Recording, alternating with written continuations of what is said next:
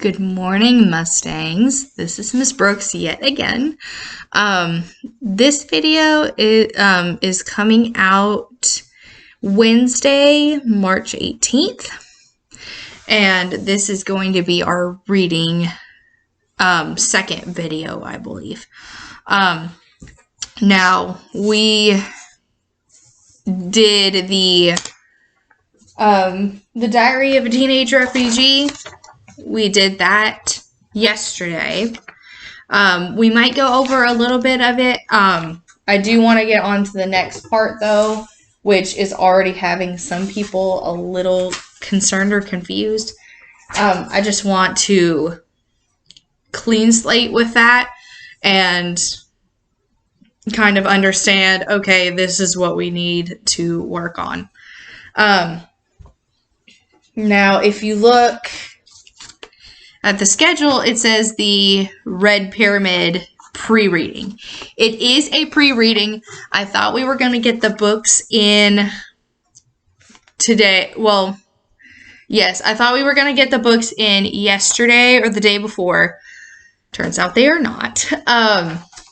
They will be coming in at the end of the week. Hopefully, if nothing else changes and we can get some more materials to you guys, or you guys can pick them up. Again, I'll let you know if anything of that sort changes.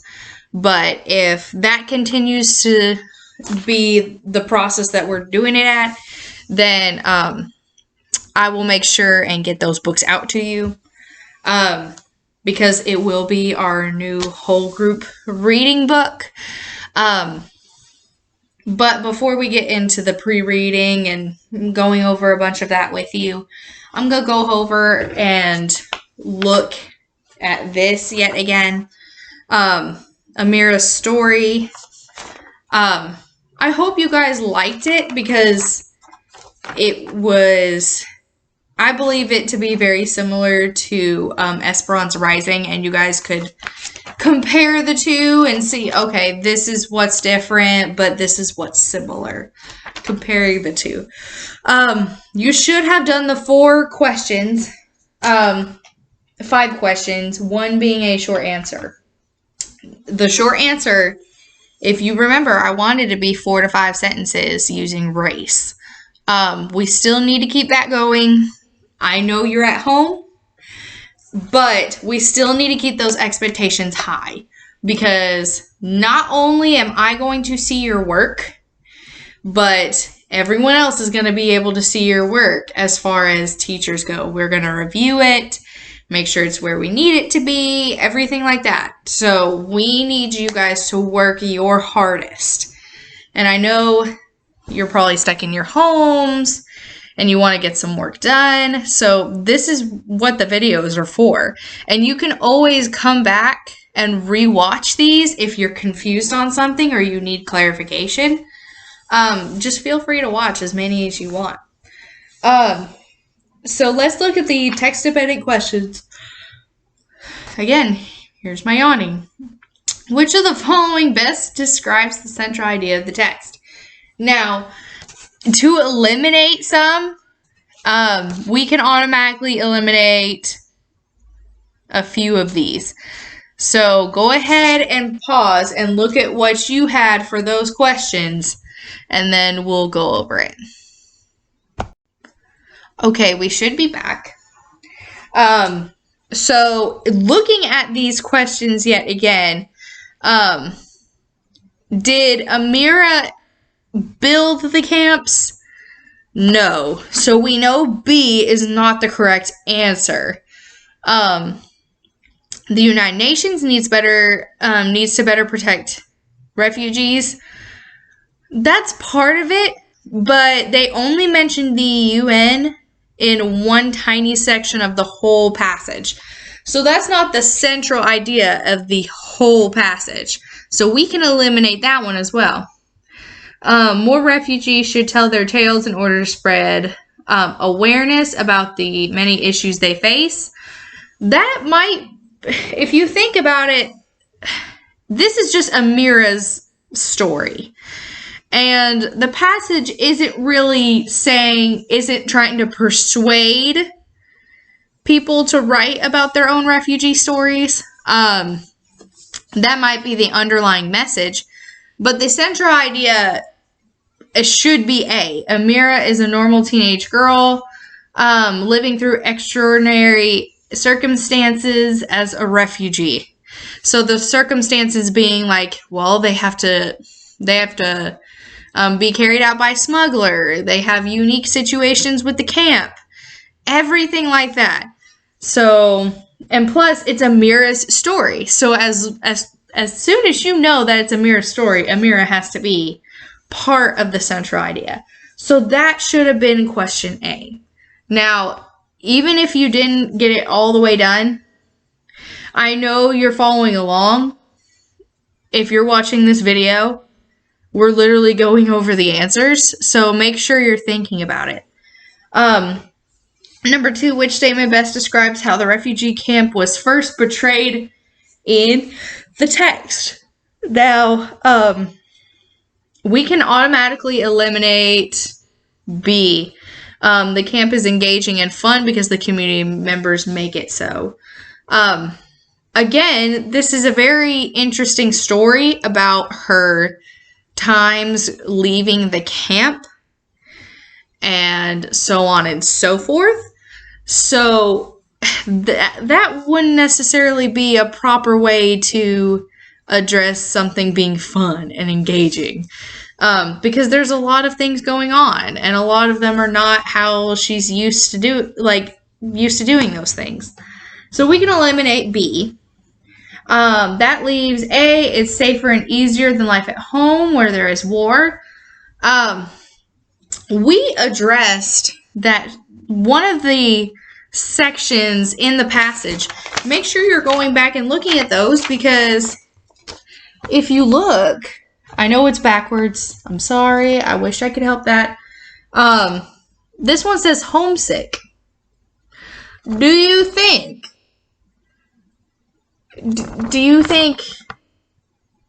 she wants to be at the camp?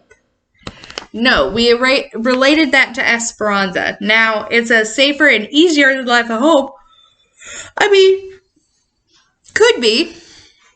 But let's try and find a better answer, because we're talking about what statement best describes it.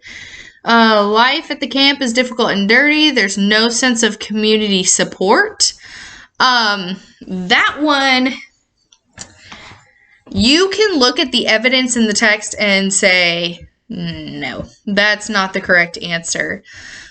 Because remember how in the story she mentioned that a lot of the people were very supportive. Like, they would braid each other's hair, they would watch TV when they could, they would help clean and cook and make sure that everything was done. Yeah, that was part of it. So the fact that it says difficult and dirty and no sense of community support, that last part, you have to read the whole thing. Because if you just said difficult and dirty, you'd be like, yep, that could be the right one. But it says, but there's no sense of community support, which we know that there was. And then D, life in the camp was uncertain and there was little to do, but the community was kind. Yes, absolutely. Because you think about it, yes, there was little to do. You couldn't really do much. You couldn't, like, go to the mall or something like that. You usually just stayed in the camp. All they had to do was watch TV, cook, clean. But the community was good because they would help each other, like, braid each other's hair and help with all the chores. I would say D is the correct answer. Part A, which is question 3, what does the term smuggler mean in paragraph 5?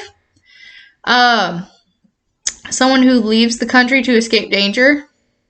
Let's keep an eye on that one. One who books safe passage for legal immigrants through dangerous places. Are they legal? There's a reason it's called a smuggler. If you remember in Esperanza Rising, a smuggler is like if you were smuggling things, you got arrested for it. So I'm pretty sure legal is not the right word for that passage. So Smuggler, A is not the correct answer. C, someone who secretly moves something or someone from one country to another. Could be. D, someone who avoids paying taxes for goods they bring in or out of the country. Did they mention anything about goods or taxes in that entire passage? No, they really didn't. So we know D we can eliminate. So that leaves B and C as our correct answers. So let's look back at the passage. Obviously, we need to go before they make it to the camp in paragraph 5. Let me reread paragraph 5. Our dad took us out of the country through a smuggler. Okay, this does not describe her father being a smuggler or her being a smuggler. A smuggler helped her. We escaped at night in a rented car. Whenever we passed a checkpoint, we hid under the seats of the car and the driver covered us. So the driver himself was the smuggler, all right? And then if you look in paragraph 6, it says we crossed the border illegally. Illegally through the mountains. So that should already, if you look back, as like someone who leaves the country to escape danger, the smuggler is helping them escape. Someone who secretly moves something or someone to one country to another. That was the driver in the car. So yes, C is the correct answer there. Okay. Got it? Some people smuggle like goods or items. Obviously, this driver smuggled some people through. Which of the following quotes best supports the answer for part A? So, soon after, our house was totally destroyed. That has nothing to do with smuggler. That has nothing to do with it. Nothing at all. So, A is not the correct answer. Our dad took us out of the country. Okay, was it the dad who took them out of the country, or was it the smuggler who took them out of the country? Keep that in mind. C, we escaped at night in a rented car. Okay, but you can argue like, hey, I mean, anyone could go into a car and just leave. Or D, we crossed the border illegally through the mountains. Keyword, illegally. Now, obviously through this, D would be the correct answer there. Because being a smuggler, it is illegal. Sorry. Allergies are getting to me too. Now, wash your hands. Because I know as soon as you touch this computer, this Chromebook or whatever you're doing this on, it's going to get your dirty little fingers on it. So make sure you're washing hands, sanitizing, everything. Just going to put a little promotional in there. Now, if you look at question 5, how does the following quote contribute to the reader's understanding of Amira? My most treasured things are my necklaces. I wear them all at the same time because they have many memories. One was given to me by a boyfriend, but I don't want my mother to know that. This is your guys' interpretation of Amira, okay? I just want this to be backed up by evidence and explanation. I want you guys to understand the whole point. Why was that quote even put in there? Why do you think that quote was even put in the passage? Why do you think that's important out of all of the things in there? And what does that tell us about the character herself? Okay? About the person that Amira is. Now, I feel like the girls are going to relate a little more so than the boys will. But boys, I want you to dig deep in there. I want you to dig deep. Okay. So, went over this. You guys should have already done that. Let's go ahead and look at the pre-reading now. So the pre-reading should be on the reading Google Classroom. It'll say the Red Pyramid. It should say template. I think it should say template. If I'm not mistaken, it'll say template. And Red Pyramid pre-reading. I have so many papers here. Y'all, it's crazy. This is what it should look like. Now, it looks extremely similar to the pre-reading that we did for Esperanza Rising. Obviously, there is a reason for it. It is the same thing. Obviously, don't worry about write your responses in blue or red. Unless you are doing this through Google Classroom. If you're doing this online, I want you to make sure that you're doing blue or red, so I know it's you. And put your name at the top, please and thank you. Preview the book by reading the title and author's name. Make sure to also look at the illustration of the cover. You can also read the chapter titles. Answer the following questions. So question 1 is, what do you think the book will be about? Okay. Number 2, when and where do you think this takes place? And 3, will it be realistic or fantasy? Why do you think so? Again, it's very similar to the pre-reading we did with Esperanza Rising, but I want you to kind of understand how this is going to play out as far as how different it was from Esperanza Rising. Because it's almost the end of the year, I want to give you guys something that you guys are more than likely going to like. So The Red Pyramid is a book by Rick Riordan. If you don't already know, Rick Riordan created the whole Percy Jackson series. And he decided to make this series. So The Red Pyramid is the first book out of this series, and that's the Kane Chronicles.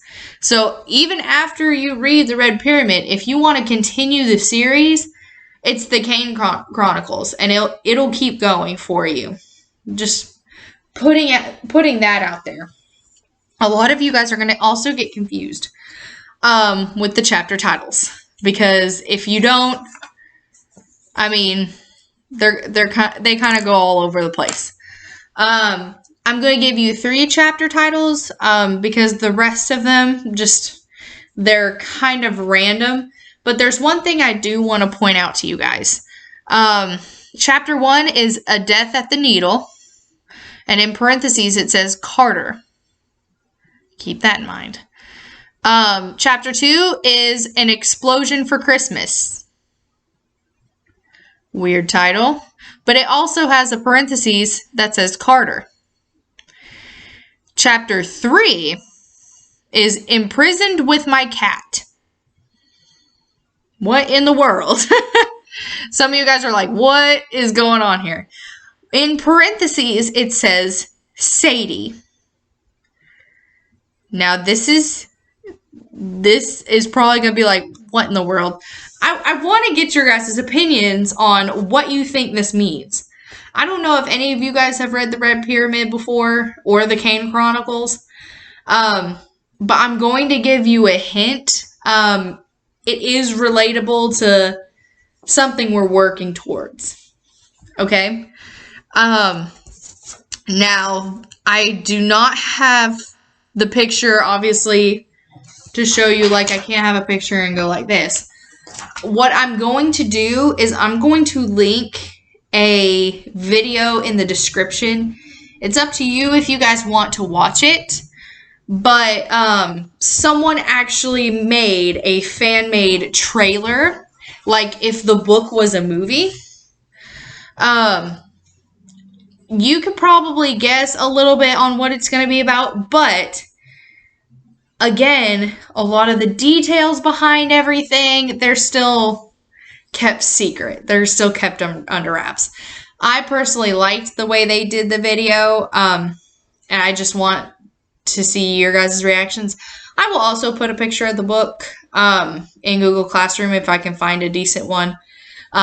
So you guys finish the pre-reading, and tomorrow I believe what we're going to do is we're going to work on a little bit of poetry, because you will have that on some state tests coming up. Not sure how state testing is going to go this year, but any kind of state testing for middle school or anything, you will encounter poetry. Plus, we're working on figurative language, and there's a lot of that in poetry. So, all right. I will see you guys later. Stay safe and work hard.